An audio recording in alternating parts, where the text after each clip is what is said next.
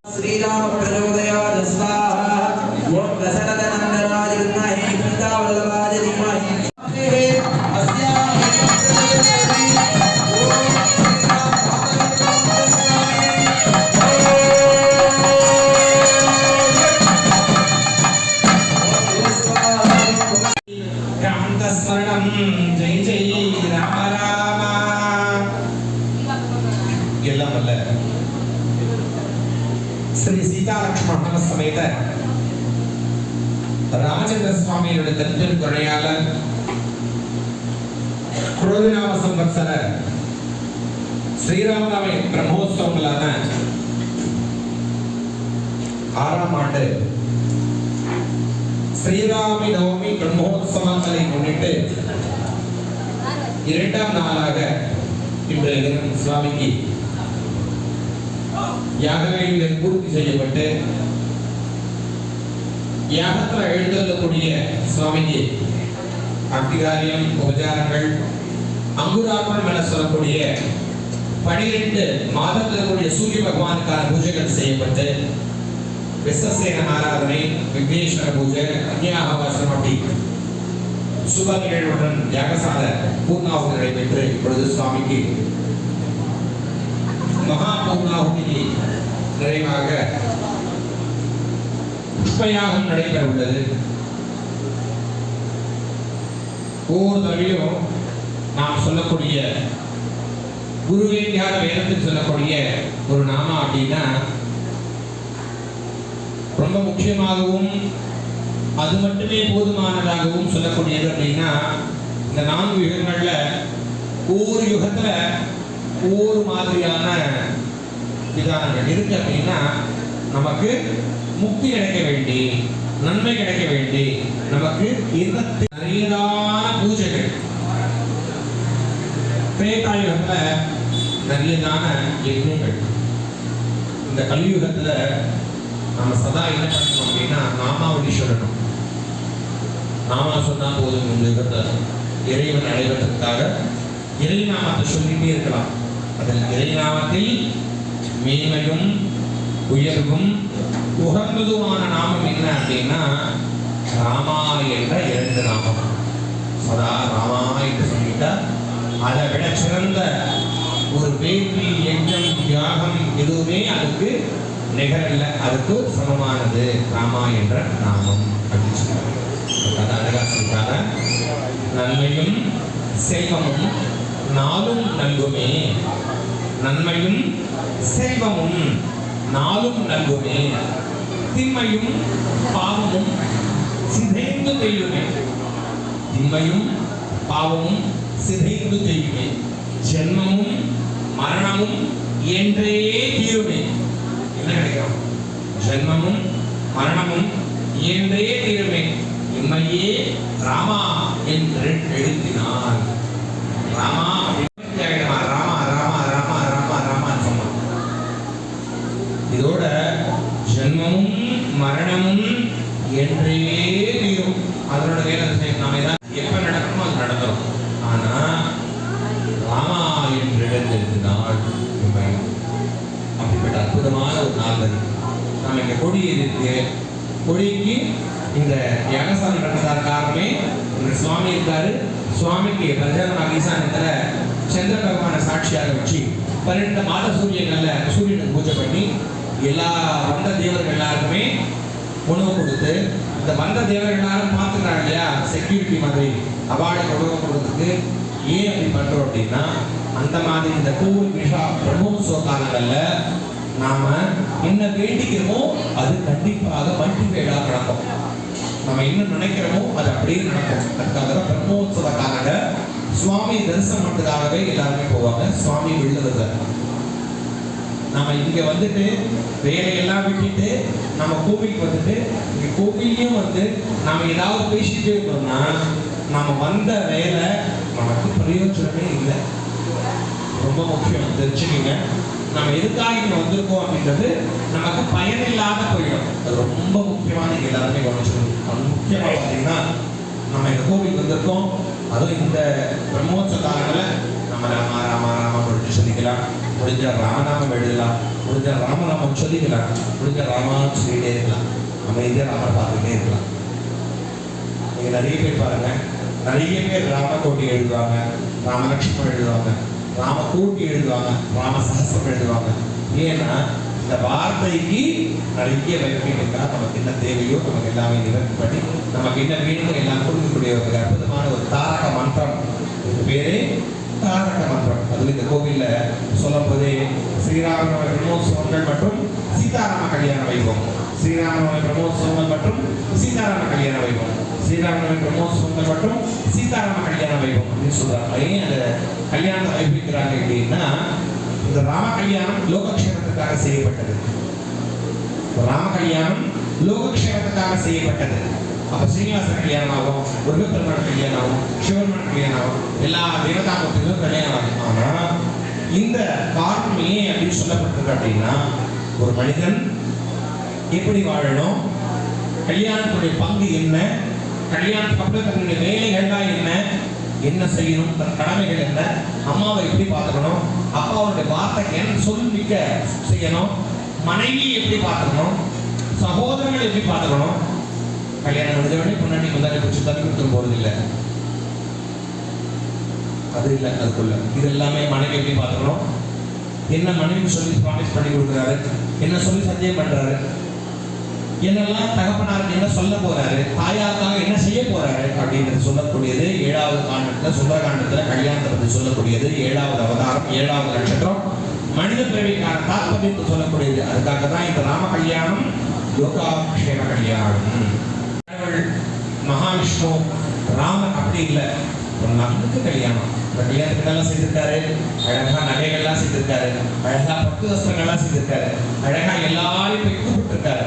எதுக்காக? இந்த ராம கல்யாணம் லோகக்ஷேமத்திற்காக.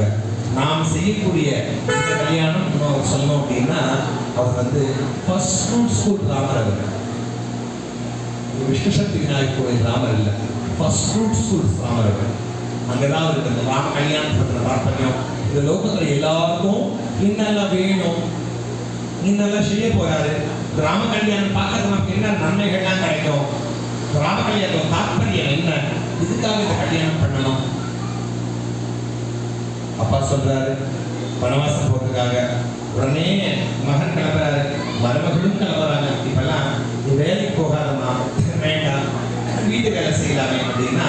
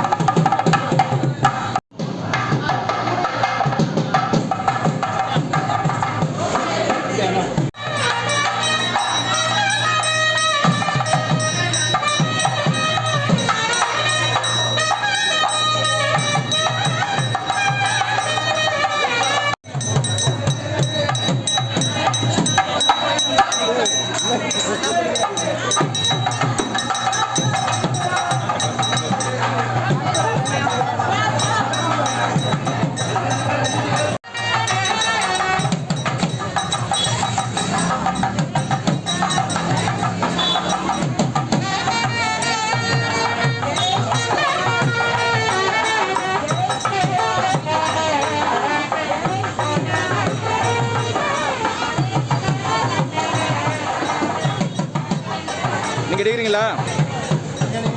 நீங்கள் நடுவில் வந்துட்டீங்களே.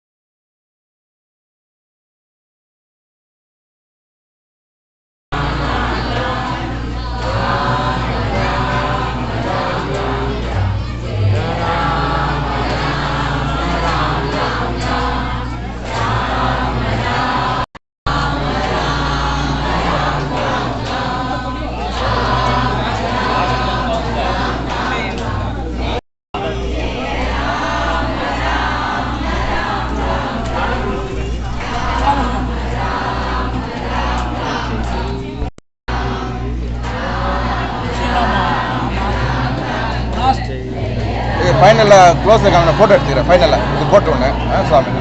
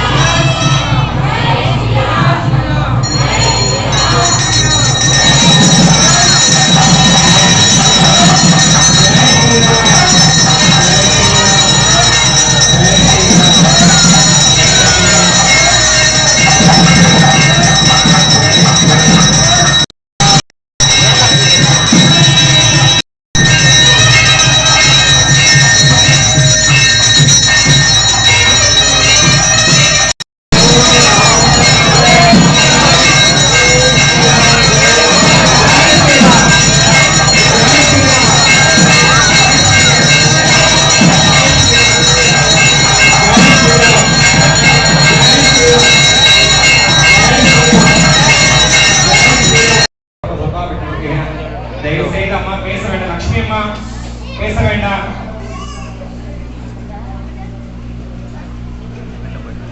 அதோ கொஞ்சம் அருண்